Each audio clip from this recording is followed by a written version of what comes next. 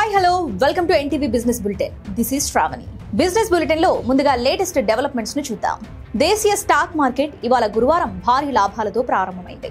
అన్ని సూచీలు ఆశాజనకంగానే మొదలయ్యాయి. అన్నిటికన్నా సెన్సెక్స్ ఎక్కువ పాయింట్లు పెరిగింది. మరిన్ని వివరాల్లోకి వెళితే నిఫ్టీ 25,636 పాయింట్ల వద్ద స్టార్ట్ అయి 38 పాయింట్లకు పైగా ప్లస్ అయింది. సెన్సెక్స్ 291 పాయింట్లకు పైగా లాభపడి 83,750.90తో మొదలుపెట్టింది. నిఫ్టీ బ్యాంక్ 70 పాయింట్లకు పైగా గెయిన్ అయి 57,897.70 వద్ద లాంచ్ అయింది. నిఫ్టీ మిడ్ క్యాప్ 76 పాయింట్లకు పైగా పెరిగి 60,113.70తో ఆరంభమైంది. ఏషియన్ పెయింట్స్ షేర్ విలువ 4% పెరిగింది. బెర్గర్ పెయింట్స్ కూడా లాభాల బాటలోనే కొనసాగుతుంది. హిండాల్కో స్టాక్ వాల్యూ దాదాపు 6% నష్టపోయింది. గ్రాసిమ్ కంపెనీ షేర్ విలువ సుమారు 4% లాస్ అయింది. Mahindra and Mahindra company RBL సంస్థలోని మొత్తం వాటాను విక్రయించింది. తన పెట్టుబడిపై 62.5% లాభాన్ని ఆర్జించినట్లు ప్రకటించింది. రూపాయి విలువ 14 పైసలు బలపడింది. మంగళవారం 88.66 వద్ద ముఖ్యంగా ఈ రోజు 88.52 వద్ద ఉంది. ఆంధ్రప్రదేశ్లోని వస్త్ర పరిశ్రమకు శుభవార్త. ఈ రంగంలోకి భారీగా పెట్టుబడులు రానున్నాయి. ఈ మేరకు ప్రభుత్వంతో అవగాహన ఒప్పందాలు కుదుర్చుకునేందుకు 9 కంపెనీలు మొగ్గు చూపాయి. ఈ విషయాన్ని రాష్ట్ర మంత్రి సవిత వెల్లడించారు. దీనికి సంబంధించిన మరిన్ని వివరాలు చూద్దాం. ఏపీలోని టెక్స్టైల్స్ రంగంలో ఇన్వెస్ట్మెంట్ చేయడానికి 9 సంస్థలు ఆసక్తి చూపుతున్నట్లు రాష్ట్ర చేనేత జౌళి శాఖ మంత్రి ఎస్ సవిత తెలిపారు. ఈ నెల 14-15 తేదీల్లో విశాఖపట్నంలో జరిగే భాగస్వామ్య సదస్సులో రాష్ట్ర ప్రభుత్వంతో ఈ కంపెనీల ప్రతినిధులు ఎంఓయూలపై సంతకం చేయనున్నారు. రాష్ట్ర సచివాలయంలోని తన ఛాంబర్లో సంస్థల ప్రతినిధులతో మంత్రి సవిత సమావేశం నిర్వహించారు. 5 ప్రతినిధులు వీడియో కాన్ఫరెన్స్ ద్వారా పాల్గొన్నారు. Mattress manufacturing, apparel production, garments తయారీ, పాలిస్టర్ వేడింగ్ యూనిట్ల ఏర్పాటుకు ఆ కంపెనీల ప్రతినిధులు ఆసక్తి చూపారు. ఈ సంస్థలు తమ యూనిట్లను రాయలసీమలో ఏర్పాటు చేయడానికి ముందుకొచ్చాయి.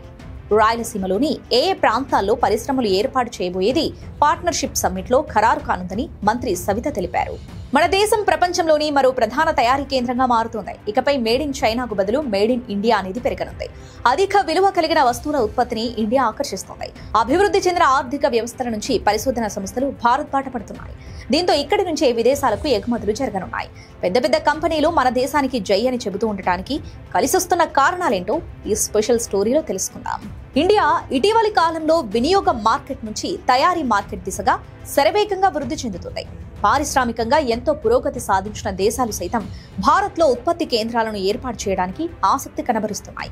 స్థానికంగా అమ్మకాలను పెంచుకోవడం కోసమే కాకుండా ప్రపంచంలోని ఇతర దేశాలకు కూడా ఇక్కడి నుంచే ఎగుమతులు చేసేందుకు ప్రణాళికలను సిద్ధం చేసుకుంటున్నాయి. గ్లోబల్ మ్యానుఫ్యాక్చరింగ్ మ్యాప్ లో మన దేశానికి వ్యూహాత్మక ప్రాధాన్యత పెరుగుతోంది. కేంద్ర ప్రభుత్వం అనుసరిస్తున్న విధానాలు, భౌగోళిక రాజకీయ పునర్వ్యవస్థీకరణలు, నైపుణ్యం కలిగిన శ్రామిక శక్తి అపారంగా ఉండటంతో ఫోర్డ్ వంటి మల్టీనేషనల్ కంపెనీలు ఇండియా వైపు దృష్టి సారిస్తున్నాయి. తమ దేశాల్లోని రాజకీయ ఒత్తిళ్లను అధిగమించేందుకు ఈ నిర్ణయాలు తీసుకుంటున్నాయి.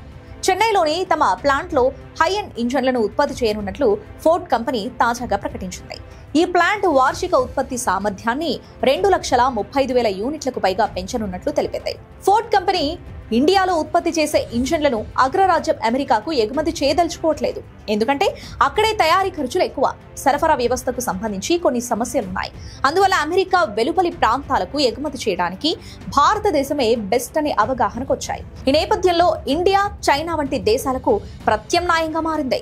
ఇక్కడ రాజకీయ వాతావరణం స్థిరంగా ఉంది. ప్రతిభావంతులైన ఇంజనీర్లకు మన దేశంలో కొదవలేదు. లాజిస్టిక్ ఇన్ఫ్రాస్ట్రక్చర్ మెరుగుపడుతుంది. ఆటోమోటివ్ అండ్ కాంపోనెంట్స్ సెక్టార్లో ఇప్పటికే ఇండియా గ్లోబల్ సప్లయర్గా ఎదిగింది.